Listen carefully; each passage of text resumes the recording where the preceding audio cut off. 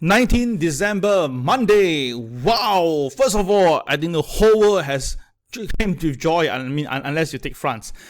Argentina won their third World Cup and Lionel Messi lived it, right? For the first time in his career, he completed everything. Anything you can think of for football, he has won everything. And he is really the GOAT, G-O-A-T. That's how I see it, the greatest player of all time. Alright guys, this is a good thing, but of course I'll tell you more about him later. Now, Elon Musk is actually having another wave here. And this time around, not about him and Tesla. Apparently, he is actually asking people whether that he leave Twitter instead. Oh gosh, this guy.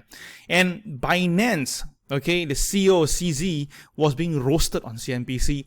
And in my opinion itself, right, that's something that meets the eye. And of course, Coinbase would it be alright. So all this information will be shared with you as we go along today. Now, disclaimer apply as usual. Make sure that you do your risk assessment. And thank you, Ames, for the kind sponsorship.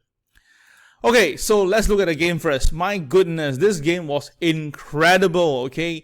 Lionel Messi put the Argentina ahead. Then Di Maria, 36 minutes, 2 goals lead by halftime. And he stretched all the way in 80 minutes and we are like just very confident that the Argentina will win the game. Suddenly, Mbappe came in and my goodness, this guy is good. He scored 2 goals and he draw the game. And then in the extra time, we saw him coming in, Messi come in, scoring, and then he come in and score again. A hat-trick. A first hat-trick since 1966 in a World Cup final. This guy is good, huh? Probably he will be the next era, right? And of course, it go to the deafening final penalties, and of course, we have Argentina winning the game.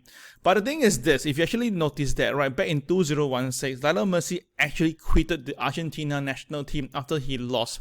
And he was very upset, and he felt that, right, that's the end of his career. But interestingly, he reversed it after that and decided let's go back to play this game. And of course, now he is standing at the highest level as world champion. Now, why I'm trying to bring this up is that because even you may have the talent in your area, right? But of course, if you actually you will definitely face defeat along the way. You will have some setback, but you need to stay strong. You need to be good, and of course, end of the day, as long as you believe in yourself, you can still be the world champion. So once again, congratulations to all the Argentinian fans, and of course, congrats to you, Messi. All right, so that one we put it on, but let's look at the U.S. market right now. The U.S. There's some Chinese firms there are some Chinese firm recovering on Friday. And the thing is this, apparently they advert at the listing as the US audit watchdog get full inspection access, and they seem to have passed that test.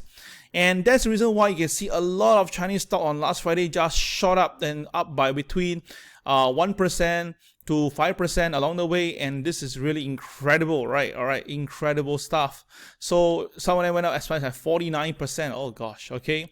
So what's happening? Why this Chinese company suddenly got this so-called blessing from the SEC, right? So I think that one of the reason is this. Apparently now the latest update, right? The major foreign holders of treasury securities, you can see that Japan, China, UK continue to let go. So if this is going to continue, right, and that will definitely flood the market with more dollar, so this is not going to be very healthy. And of course, we all know that China holds a lot of that, right? So if you are asking me, probably there could be some reason for that. So we saw what happened, right? The foreign funds dumped record amount of Japan bond in September. We saw that, right, the country are dumping the US treasuries. So probably all this dumping has caused a little bit unnerved the US side. So maybe they're saying, okay, fine, we've done enough damage. We think that this company should be okay.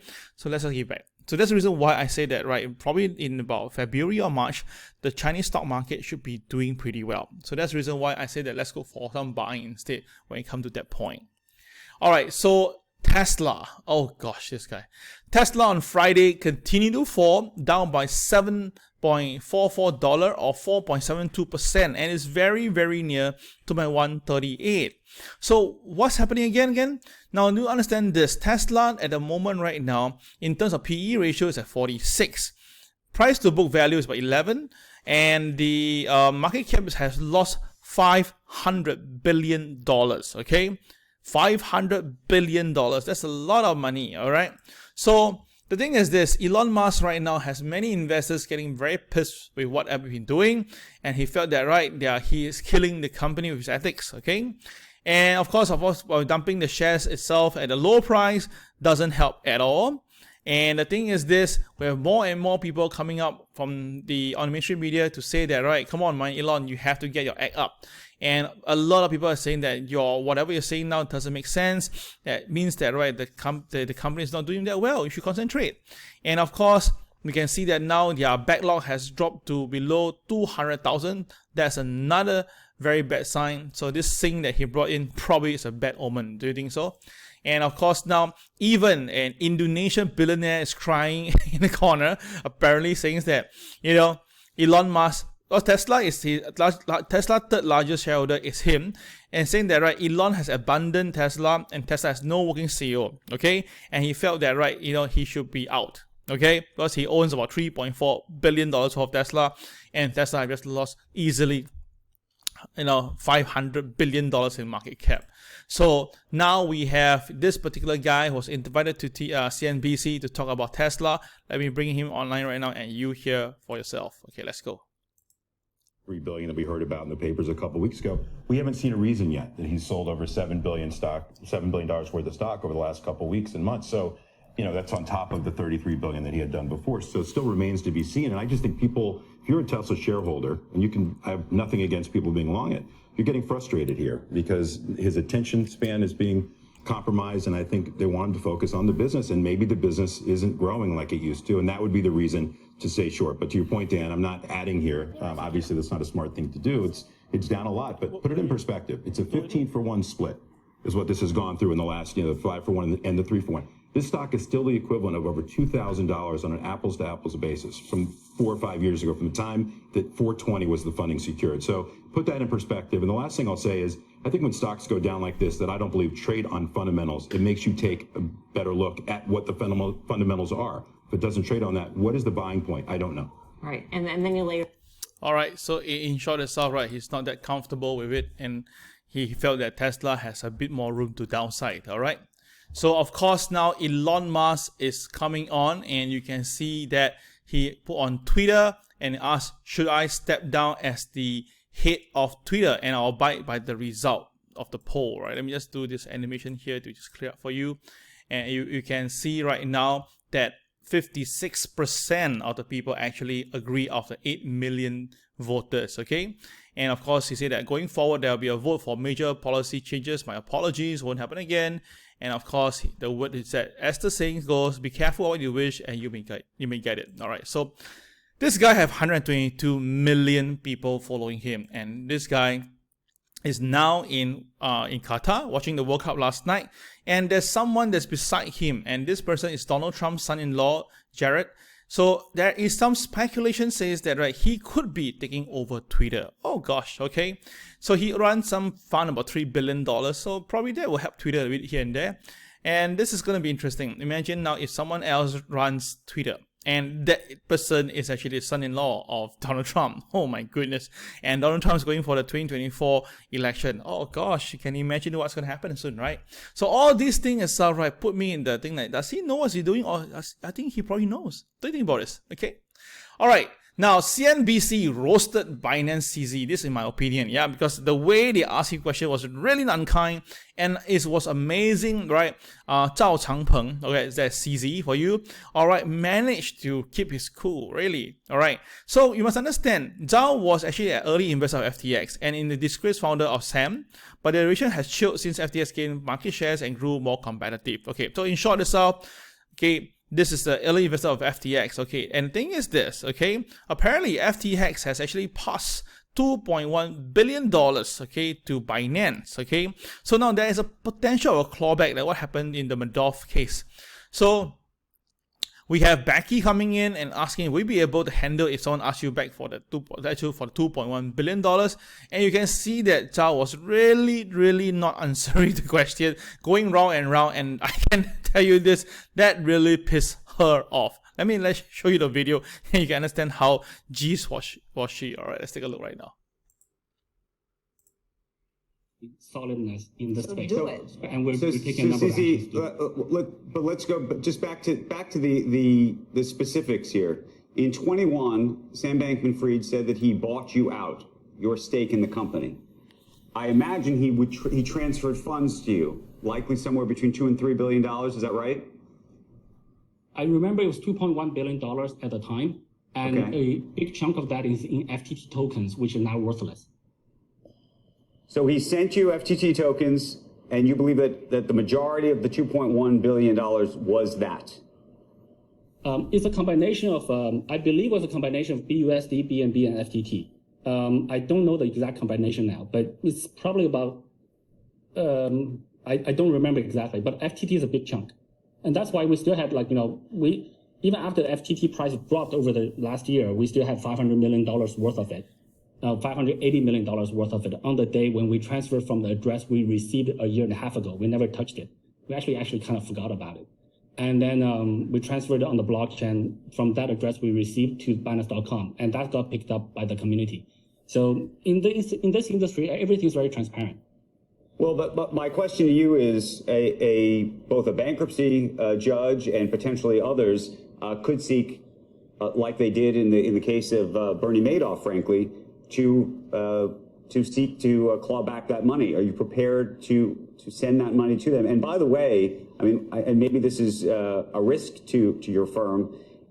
Some will measure it as the value of FTT today. Some may measure it on the value of FTT at the time. So if you had to send a check in US dollars for $2.1 billion, could you? So I think we'll leave that to the lawyers. I think our legal team is perfectly capable of handling it. My expectation, though, just from common logic, is that there was a lot of spendings after that transaction in the more recent times. FTX done to Miami, football stadiums, referees, sponsorships, even to Calvin himself. But would you be able to handle it if somebody asked you for $2.1 billion back? Would that be okay? Would you be able to still withstand things? We're financially okay. Including you have $2.1 billion to give away. If somebody came to claw that back, you'd still be fine? We'll let the lawyers handle it. We are financially strong.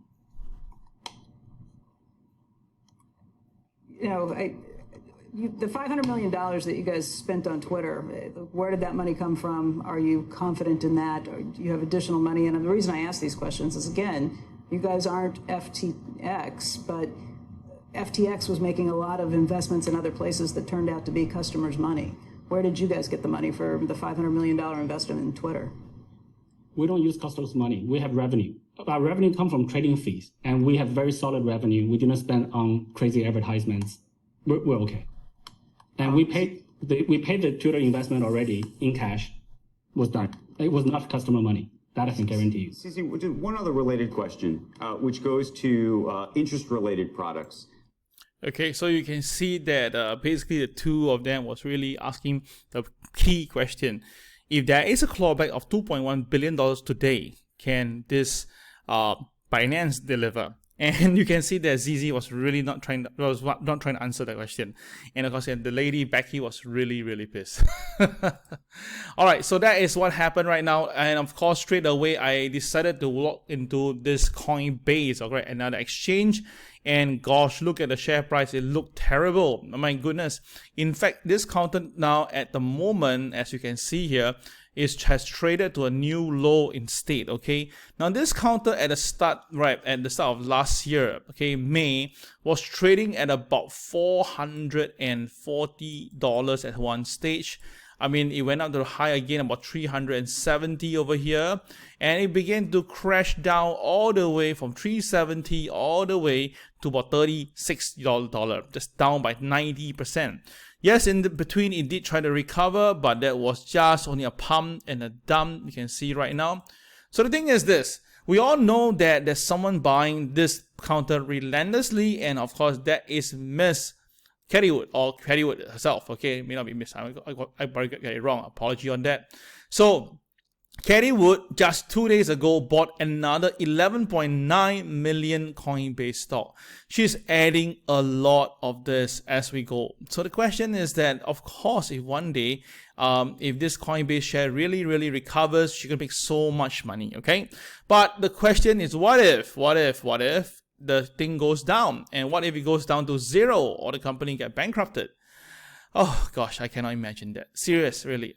So all I can say is this: I really wish her all the well. Okay, but with Tesla now it's down, and now Coinbase probably gonna go lower, and hopefully nothing happened to Binance, because if Binance goes down, I can tell you this: nothing will survive in the crypto space. Okay, so we can see right now, right? This is the comparison between ARKK, Coinbase, and BTC, and you can see that it's really directly related. And of course, Coinbase is even worse, because at one stage itself they are pretty close by, but after that you can see the thing open up. So now we have a very big gap between them, and of course you cannot imagine this.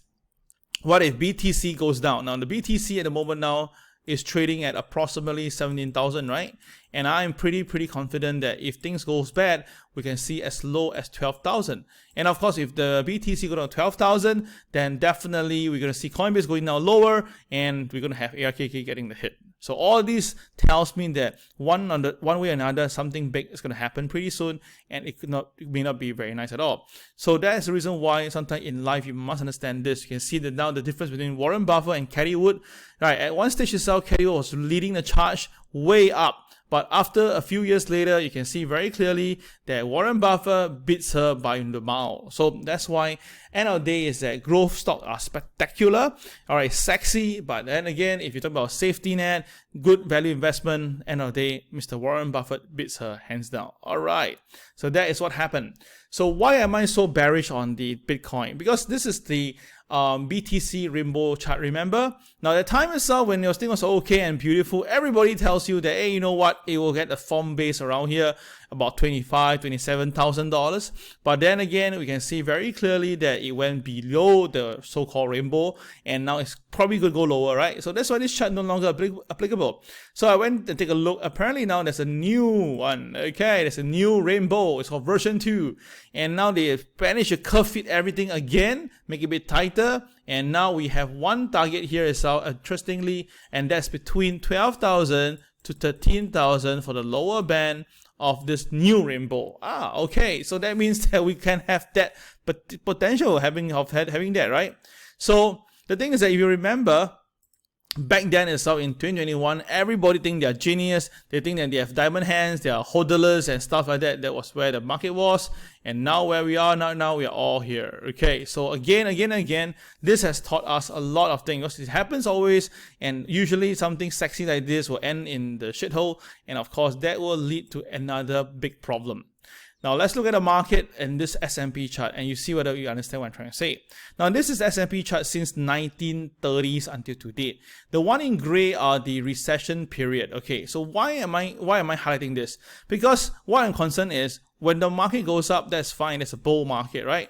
But once it hit a peak and the pullback is significant, usually the recession will be very nearby. And you can see that whenever the market hit a peak and it pulls back significantly, recession is in. Similarly, it happens on a regular basis. So the thing is this right now, guys, look at it. This pullback now at this moment is definitely one, if not the largest pullback in terms of time, right? So that's where I decided, I think through. If you look at it over the last 70, 80 years, you can see that every time when the pullback is really significant, the recession is just nearby. So with such a big movement right now, I'm very confident that recession will come in very soon, and that will bring the market even lower, because conventional truth has told us that usually there'll be a bit more selling during the recession period. And of course, if you remember this now, I'll show this chart here. This is the NASDAQ chart versus the new low and new high indices, and you can see that the new low, new high has continued to slide to the lower level. And most likely, there's a high chance that NASDAQ will come down to, come nearer to it. So that's why I felt that, right? One of the things is that NASDAQ could actually go down. NASDAQ could really goes down to 10,000 if really things go really bad. Because you can imagine that now at the moment, if they really need to really hurt inflation, they really have to bring the interest rate higher, and that will cause more problem for this technology company. So all this information tells me that I need to be very careful over the next few weeks. Okay, all right. So that is the chart side itself. I mean the fundamental news. Let's look at the chart and see what we have for you today. So first of all, it is really clear that now we have the Dow Jones breaking below my KFC level. Now take a look over here, everybody. Now my KFC level is a cyclical pattern, and you can see that on Thursday, the market came down, touches the KFC level perfectly and rebounded. But on Friday, it has closed below it. So this is not a good sign, because we have seen before that whenever market closes below my KFC level, it will go to the next level downward. So in this case itself, right, the first target will be 32,553. That is the first target I believe the market will go. So once the market goes below the OP of today, there is a chance for another 400 points pullback. So traders, you have to watch out for this, okay? For the Nasdaq, right, you can see right now, it has basically tapped the resistance, and like you can see on Thursday, it has closed last Thursday, closed slightly below the KFC, and that was where I got very worried. On Friday, this is Wednesday, and on Thursday, you can see that the market really sell very hard, and of course Friday follow through. So if this is going to continue, right, the Nasdaq can fall all the way down to 10,820, and that's where I think it will be the first base, okay? But you can see very clearly now the market is telling you guys don't cross this line unless you will be a buyer. All right, so all this information is very powerful stuff. And of course, if you look at the gold market, it's even better. The gold market has really this KFC level at this at 1726 level, and you can see it's been resisting for some time, but then again when it broke above it and look at the pullback, this is incredible. Now this line itself is not like a technical line that I draw after I see it. It's actually a math formula, and when the market really hit this point and recover, that was a clear-cut sign to tell you that gold is going to go higher. Okay, so all this information itself is only available for TWB student. If you want to join us, do contact us through Facebook. Okay. All right, let's look at the US market, a quick one right now. The US Dow Jones today continue to recover a bit after hitting the support. 32,843 was a support based on the BNB extension. And on last Friday, we saw the market breaking down and close on it. So that's why those who shorted with us last Friday, congratulations to you, good money done. Now KSI and KRW both are red, okay, so this is not going to be helpful.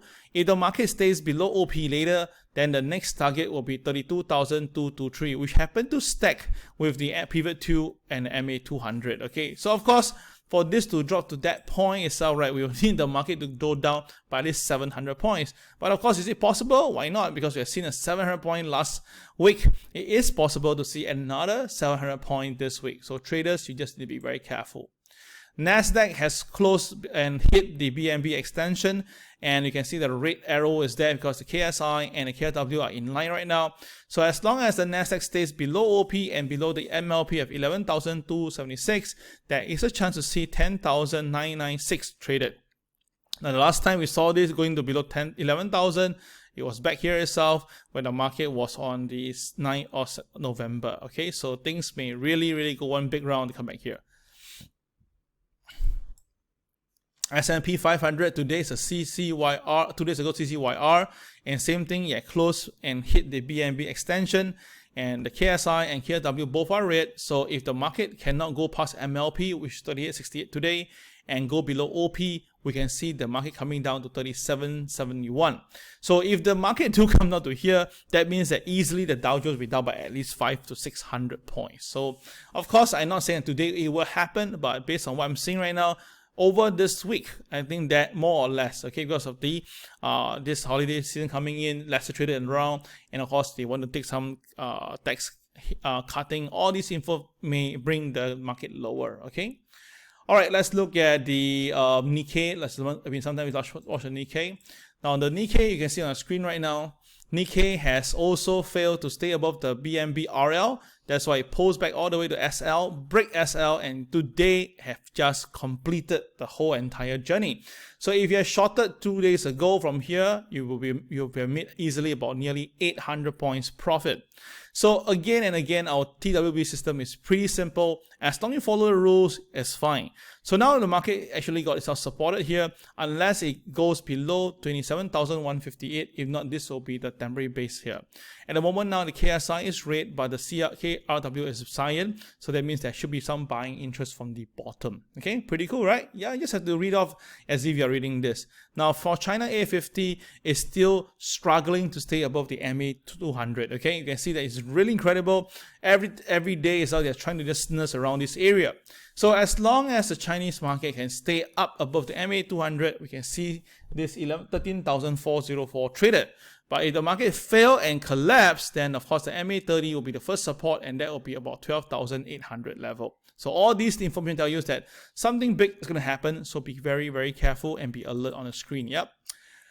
Okay, let's look at the other market right now, which is DAX example. Now DAX has basically came off below the BNB, has came down all the way and incredibly came down to our pivot 2 on last Friday. So KSI is red, KRW is red, that's why the arrow is there. So that could be further downside to about 13,600 for the DAX. Okay. Then we look at crude oil. Let's take a look now. Crude oil has pulled back a little bit. Now last Thursday it came off, then Friday it recovers a little bit from the bottom, but still KSI is green and the KRW is red, so mixed back here. Now if the crude oil can stay above pivot 1 today, 74.48, which is doing right now, then there is a chance to go back to 76.90, right? Because above OP, above pivot 1 is always a buy. And of course 75.43, which is around this price right now, if the market goes above the MLP to hit 76.90, shouldn't be a problem. All right. So at the moment now, we are seeing that Goldman Sachs is pretty bullish on commodities, so we should really watch out and see whether there's something insights for all of us. Okay. Now for gold, you can see now it's trying to recover. I just mentioned yesterday with my students that this is CCRY. KSI is red, but no blue bars, means a bit of mix here. So as long as the market stays above OP, 1807 should be the first target. But of course, if it pulls back, 1778 is the MA30, and that could actually be a level to watch. Okay. All right, the next one will be silver. There we go. Silver now is basically has pulled back a little bit from the high of 24.12. And the thing is this, as long as it stays around the MA30, it should be fine. But if it breaks above the BNB RL, which is at 23.51 again, then this time around 24.86 will be next. And this time it will be a new level for all good traders who have been buying silver along the way. Yep. All right, let's look at Bitcoin now. Bitcoin and Ethereum. Now, Bitcoin has pulled below the BNB support level and extension. And if you now have a break below the MLP, so most likely going to go down to 16,455 or even 16,169. KSI is red, means the boys are selling. KCX is still there, blue bar, so which means that the bearishness is there. So if the market pulls back, it is actually possible. And last but not least, we have Ethereum. Ethereum now has really touched beautiful at the extension -1 times 1. We shorted here, it came back down, we bought back. So it's a very beautiful trade. 3 days we made the profit. So KSI is red, cyan on the KCX now tells you that the market bearishness is there. So if the market cannot stay above the MLP of 1179, then there's a chance for it to come back down to 1157. But if you ask me for longer term, I think that we'll come and see all the way down to 1050 level. All right, that'll be all for today. Make sure you spot the code, the special code, and then key in the comment box. This is Cal signing off. Have a great day. Bye bye.